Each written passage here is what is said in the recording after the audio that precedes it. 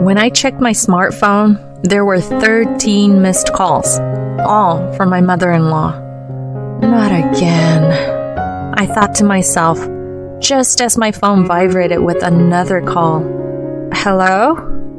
My mother-in-law, Monica, responded with a shout. Hey, have you sent this month's $2,200 yet? Excuse me? I said the money. You haven't transferred this month's money yet. She yelled, furious. She didn't care a thing about my situation and openly expressing her own desires. I was at my limit with her. You don't feel bad about your own actions even in a situation like this, do you? I had to resort to my last option. I resolutely told her through the phone, "Your son has passed away, so I can't send you money anymore. My name is Ashley.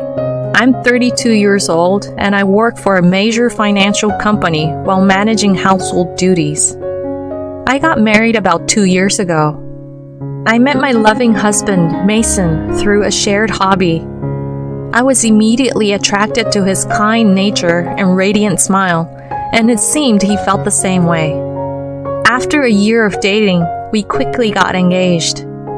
We probably both felt that we wouldn't meet anyone better. We lived together while dating without any major fights, so we decided to get married. Everything was going smoothly for us until one problem arose. My mother-in-law, Monica. Her husband had passed away a few years ago, and Mason didn't have any siblings, so his only family was his mother. The issues started when I first visited her home to introduce myself before marriage. "Nice to meet you," I said. Then she responded with an apparent displeased look. You're Mason's fiancé? "Yes, my name is Ashley."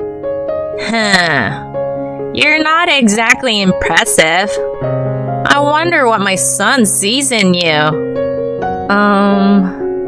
I couldn't tell if she was joking or serious, and I was quite shocked to be addressed so by the mother of the man I love. Seeing my surprise, Mason criticized her. "Mom, why would you say such a thing? How can you casually say that to the woman I brought home?" It's not like that, Mason. I just want to choose a suitable woman for you. Choose? I'm the one who chose Ashley, and I don't need you to meddle. Don't be so cold. I'm just thinking about you, Mason. If you really care about me, then support us unconditionally. Why can't you understand such a simple thing? A tense atmosphere filled the room as the argument unfolded in front of us. As this was my first time meeting her, I couldn't really intervene. The uneasy atmosphere lingered, but eventually we managed to tell her our intention to get married. As we were leaving, Monica, still appearing disgruntled, called out to Mason, "Hey son, you're going to keep that promise after you get married, right?" "What promise?" "You know, the monthly money." "Ah, that. Yes, I'll keep that promise. But let's not discuss it here." "What's the problem? I just asked." The tension between Mason and his mother was palpable, and the mood was somber. On our way home, I asked him about what was on my mind. "Hey Mason, about what you and your mom were talking about when we were leaving." "Yeah, I have to tell you something, Ashley. I heard something about the monthly money. After my dad passed away, I've been sending her money every month." "How much?" $1,500. $1,500? I inadvertently raised my voice at the sheer amount. And with that, he sighed deeply and began to speak slowly. "The truth is, my mom, she's in debt." "Debt?" "She got into it with gambling a while ago. Now she's trying to live while paying it back. She doesn't get around too well anymore, so she seems to spend most of her time at home these days. But she still needs living expenses, you know? Yeah, but $1,500 is a lot. If I give her less, she'll just keep calling over and over again. And no matter what, she's still my mom. Considering she's living alone, I'm worried about her. I see. He really cares about his mother. But that makes sense. After his father passed away, she's the only one left.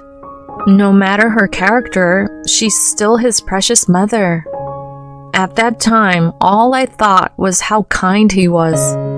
2 months after our marriage, on a certain day while I was on lunch break, my phone rang. It was a call from Monica.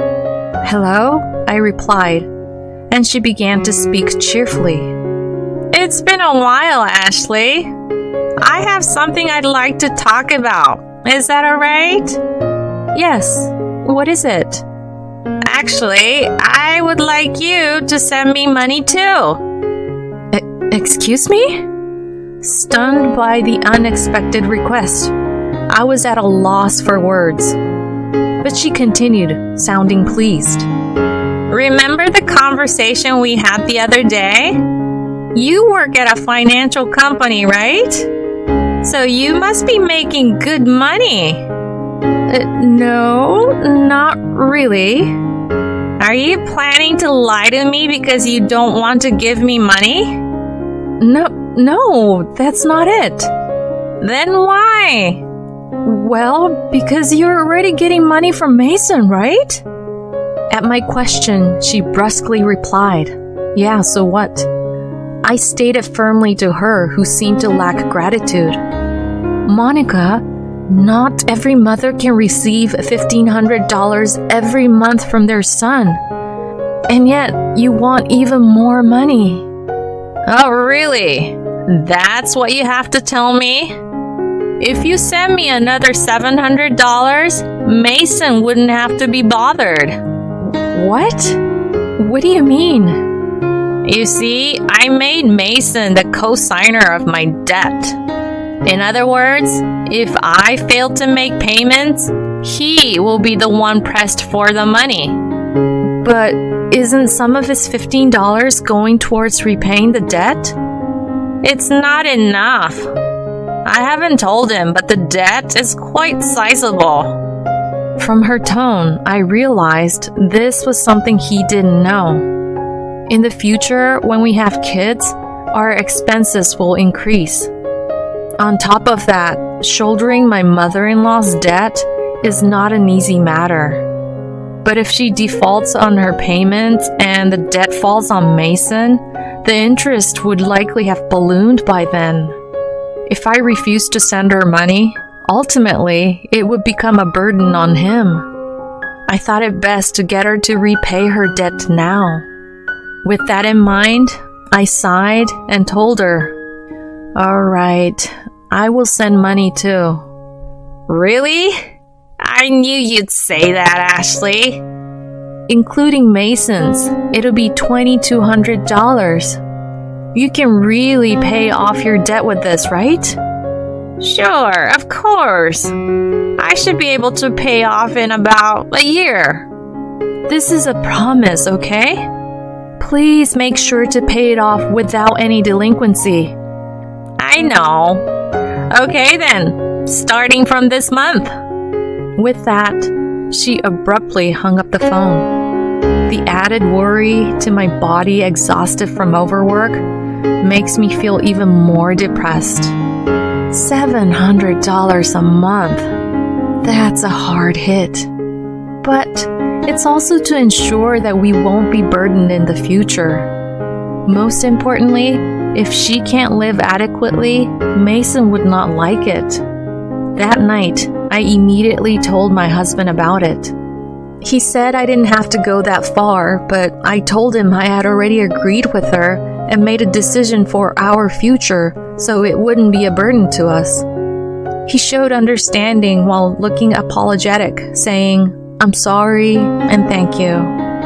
2 years, have passed since that time. The remittance I thought would end in a year is still continuing, and we're still transferring $2,200 to her every month. What's worse, Mason fell ill about 2 months ago and is unable to go to work. Although he is on sick leave and receiving sick pay, it's a drop in the bucket compared to his previous salary. Last month, I transferred $2,200 to her from my savings for the time being, but if this continues, it'll be quite tough. Moreover, unbelievably, she has not visited her son even once. Even though we have told her that he was hospitalized, she just contacts me asking, "You're still sending money, right?"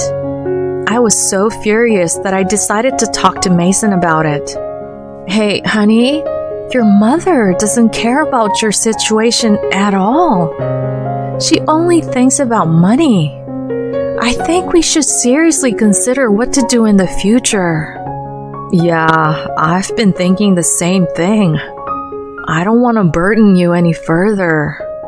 I've received several calls and messages this month asking, is the remittance still not done?" Seriously? Even though her own son is sick, she only thinks about money. Is there anything on her mind other than money? He expressed his anger towards his mother with a somewhat haggard expression. Then, with a look as if he had thought of something and a daring smile, he said, "That's it." "What is it?" "Well, this is a last resort, but I've thought of something good." "Something good?" "Yeah, so we can..." "What?" The plan that he came up with was something I could not have imagined. It may be inappropriate, but it might be necessary to get through to her. A few weeks later, Mason was successfully discharged from the hospital. No matter how many times I contacted Monica, I got no response from her, so I haven't told her about his discharge. I've been receiving constant reminders about the remittance from her these past 2 weeks. There's no point in sending money to a mother who doesn't even care about her son. As I was having coffee with Mason, a message came to my smartphone. When I looked closely, there were 13 missed calls, all from Monica. Not again. As I thought this, my phone vibrated again. It was another call from her. "Hello?" I turned on the speaker so Mason could also hear, and she suddenly started yelling, "Hey, where's my $2,200? "Excuse me?" "I'm talking about the remittance. The money for this month hasn't been transferred yet." "Monica, do you understand that Mason is currently..." "I don't care if he's in the hospital or what. It doesn't concern me. You're working at a good company, so you must have plenty of savings. Hurry up and transfer it to me."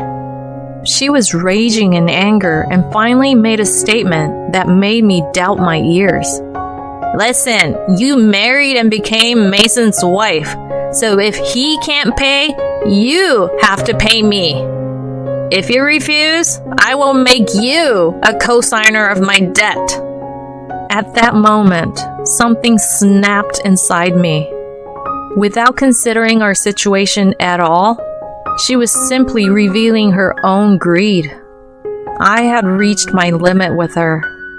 Even in this situation, she doesn't feel bad about her actions? In that case, I have no choice but to use the last resort. I said firmly into my smartphone, "Your son has passed away, so we can no longer send you money."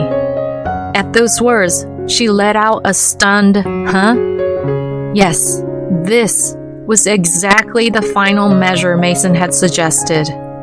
Lying to her that her son had died and watching her reaction. If she even slightly showed sorrow and reflected on her past actions, apologized, we would continue sending money. If she did not show any remorse and still demanded money, we would completely cut ties. That was the plan.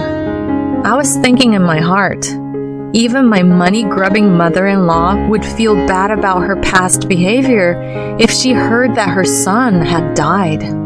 However, the next moment, she started laughing loudly.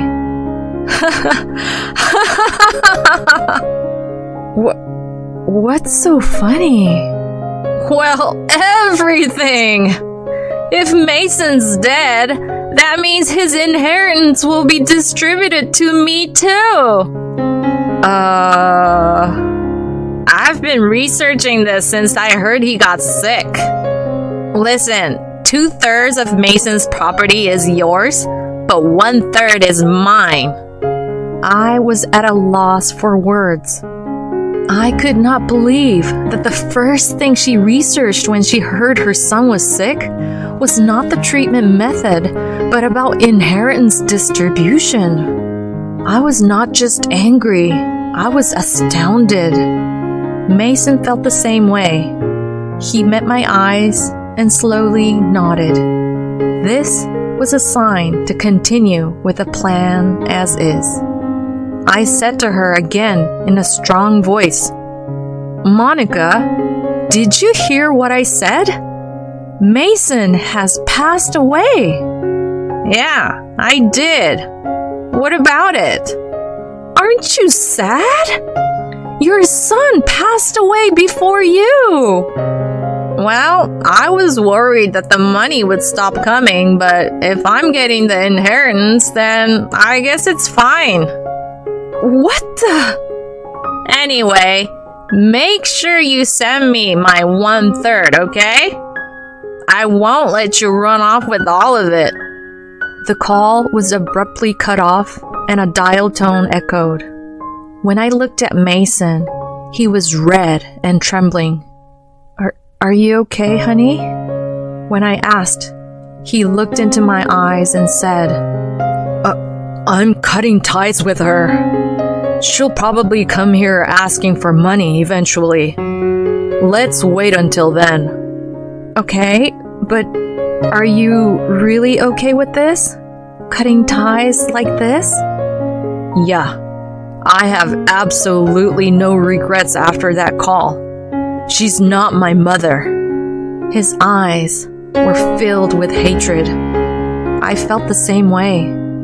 A human being who values money more than her son's life? She's not family to me. A few days later, as we predicted, Monica barged into our house. For the time being, I asked Mason to hide in the next room and decided to handle her myself. There, my mother-in-law approached me with a demon-like expression. You! Hurry up and give me Mason's inheritance! That again? Don't you have anything else to say?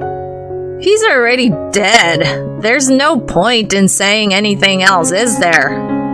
You didn't even come to visit him, and now you're saying this? Do you really call yourself a mother? You're annoying. Hurry up and give me the money. I can get a lawyer to handle this, you know. There's no point in talking any further. Just as I thought that, Mason appeared from the next room. Seeing him, she shrieked as if she'd seen a ghost. Mason? Why? You're supposed to be dead. Long time no see, Mom. I'm sorry, but we lied about me dying. What? You lied? What kind of sick joke is that? It was to check your true character, Mom. I wanted to see what you'd do about the money transfers if your son died. But, as I expected, you're nothing more than trash who only has eyes for money. That's very clear to me now. What? How dare you call me trash? Shut up! I'm cutting ties with a toxic mother like you! At Mason's roar, she stood there with her mouth agape. She couldn't comprehend the situation of her own son declaring to cut ties with her. What does this mean, Mason? It's just like I said. I can't consider someone like you as my mother. Then what about the money? The hell we would give you. You deal with the debt on your own. We've decided to move. Hold on a sec.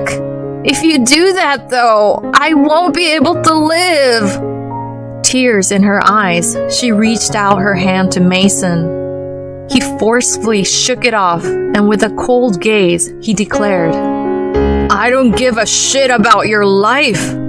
After all the help we've given you, you can't even apologize once. I'm glad I found out your true nature. Don't ever show up in front of us again. Wait! Are you abandoning me, Mason? Ignoring her words, Mason grabbed her arm, dragged her to the entrance, and threw her out of the house along with her shoes and bag. She made a racket outside for a while, but she seemed to disappear after a bit, unable to bear the looks from the neighbors. We received several calls from her, but ignored them all. We blocked her number and moved. As for the co-signing issue on her debt, since she had listed Mason as the co-signer without his consent, the contract was invalid, and he bore no responsibility. Since then, apparently, Monica has been leading a miserable life without any financial help from us. She deserved it because instead of using our money to repay her debts, she mostly spent it on gambling. She still has a mountain of debt and is being hounded by debt collectors every day. She can no longer gamble, her favorite pastime, and seems to be working from dawn till dusk. It doesn't seem like she'll be able to pay off her debts anytime soon. She'll likely have to work until she's unable to move. All this is her just desserts. On the other hand, we've been living fulfilling days in our new home. Mason's condition has stabilized and he's returned to work after some time. We're excited to welcome a new family member soon too. We can't wait to meet her next year. From now on, we want to spend our days happily as a family of 3.